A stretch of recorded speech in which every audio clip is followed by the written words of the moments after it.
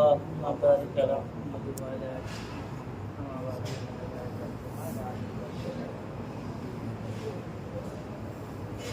আলহামদুলিল্লাহ ভাই, আল্লাহ পাকের অশেষ মেহেরবানি ফজল করম যে আল্লাহ তাআলা এই সময় ব্যস্ততা দুনিয়া থেকে ফারাক করে এই সময় আল্লাহ তাআলার মস্ত বড় একটা হুকুম ছিল, আসলে 4 রাকাত ফরজ নামাজ আল্লাহ তাআলার তৌফিকে আমরা জামাতের সাথে পড়তে পারছি। তার পাশাপাশি এরকম দিনই মজমায় বসতে পারা এটা একমাত্র আল্লাহ তাআলার তৌফিক দেখতে সম্ভব না। এর জন্য আমরা দিল থেকে শুকরিয়া আদায় করি আলহামদুলিল্লাহ। এলাকার মধ্যে অনেক লোক ছিল, কিছু সংখ্যক লোক নামাজে আসছে, আল্লাহ হুকুম পালন করছেন। প্রত্যেকের ব্যস্ততা থাকার কারণে, দুনিয়াবি ব্যস্ততা থাকার কারণে যার যার দুনিয়াবি কাজে আবার চলে গেছে। আর আল্লাহ তাআলা আপনাকে আমাকে পছন্দ করছেন বিধায় একটা আমল করার পরে আর একটা আমলে বসার জন্য তৌফিক দান করছেন। আমরা দিল থেকে আবারও শুকরিয়া আদায় করি আলহামদুলিল্লাহ। ভাই, যে ব্যক্তি আল্লাহ তাআলা নিয়ামত পাবে, নিয়ামত শুকরিয়া আদায় করবে, আল্লাহ তাআলা নিয়ামতকে বাড়ায় দিবেন। আর যে ব্যক্তি আল্লাহ তাআলা নিয়ামত পাইলো শুকরিয়া আদায় করলো না, আল্লাহ তাআলার হুকুম আছে কঠিন আযাবে গ্রেফতার করে রাখবেন। দুনিয়ার মধ্যে দেখা যায় ভাই, তার ক্ষমতার অভাব নাই, ধন সম্পত্তির অভাব নাই, দুনিয়াবি এমন একটা ঝামেলার মধ্যে সে পড়ে আছে, আল্লাহ তাআলার হুকুমও পালন করার সুযোগ হচ্ছে না। আল্লাহ তাআলা এই মজলিসকে পছন্দ করেন বিধায় একটা হুকুমের পরে আমরা বসতে পারছি।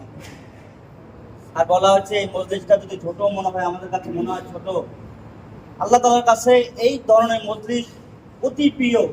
আর এই মজলিসকে নিয়ে ফেরেশতাদের মাধ্যমে আলোচনা করতে থাকেন।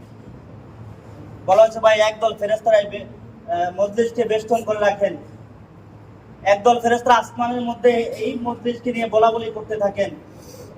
তখন আল্লাহ তাআলা জিজ্ঞাসা করেন, হে ফেরেশতারা, তোমরা কি বলা বলি করতেছো?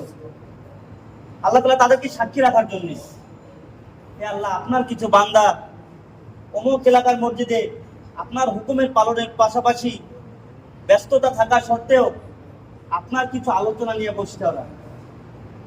তারা কি চায়, তাদের উদ্দেশ্য কি? হে আল্লাহ, আপনার রেজামন্দি। তারা জাহান্নাম থেকে পানা চায়, জান্নাত পাইতে চায়।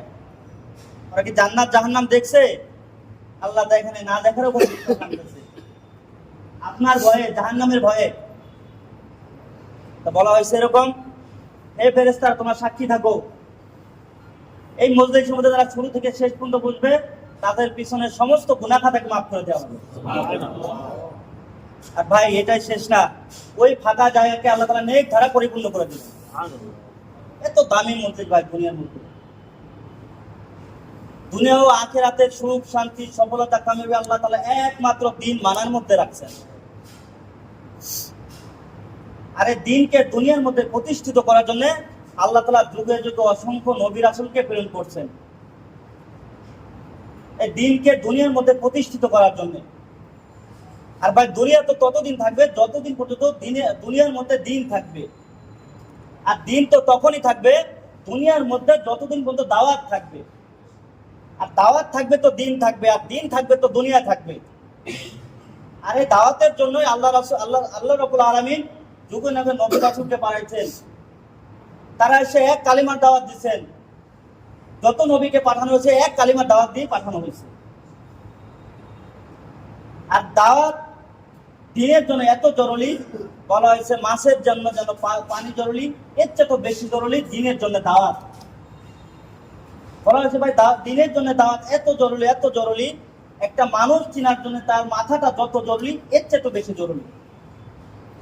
দুনিয়ার মধ্যে যতদিন একজন আল্লাহ বলনেওয়ালা লোক থাকবে, এই দিনকে দাওয়াত দেওয়ার জন্য একজন লোক থাকবে, একটা কালিমা আমি যতটুকু শিক্ষা করছি এটা অন্যের কাছে পৌঁছানোর মতো একজন লোক থাকবে, আল্লাহ তাআলা দুনিয়াতে কিয়ামত ঘটাবেন না। আর যত নবীরা আসছেন, ঈসা আলাইহিস সালাম বলেন, নুহ আলাইহিস সালাম বলেন, ইব্রাহিম আলাইহিস সালাম বলেন, যত নবীরা আসছেন এক কালিমা দাওয়াত দিয়ে আসছেন। ভাই, এক সময় পর্যায়ক্রমে ঈসা আলাইহিস সালামকে যখন আল্লাহ তাআলা উঠাই নিয়ে গেলেন, আমাদের নবী, শেষ নবী হযরত মুহাম্মদ সাল্লাল্লাহু আলাইহি ওয়াসাল্লাম আসার পর্যন্ত এই দিনের কাজ বন্ধ ছিল। এই দাওয়াতের কাজ বন্ধ ছিল। আর দাওয়াতের কাজ বন্ধ থাকার কারণে ওই সময় এমন একটা যুগ শুরু হয়ে গেল যেটাকে বলা হয় আলেমরা আয়েমে জাহিলিয়াতের যুগ বলে। পবিত্র কাবা ঘরের ভিতরে 360টি মূর্তি ঢুকায় আর বিভস্ত অবস্থা তোয়াফ করতেন। এটাকে তারা দিন মনে করতেন। কেন ভাই? এই দাওয়াত না থাকার কারণে। তারা নিজের কন্যা সন্তানকে দাফন করে দিত জীবিত। কেন? এই দাওয়াত না থাকার কারণে তারা এটাকে অভিশাপ মনে করত।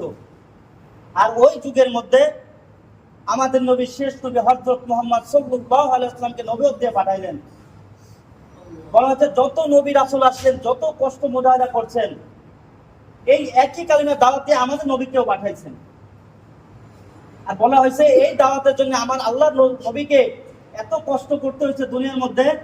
বলা হয়েছে যার শরীরের মধ্যে একটা মশা মাছি পড়া হারাম ছিল, সেই শরীর থেকে রক্ত মোবারক ঝরানো হয়েছে একমাত্র এই দাওয়াতের জন্য।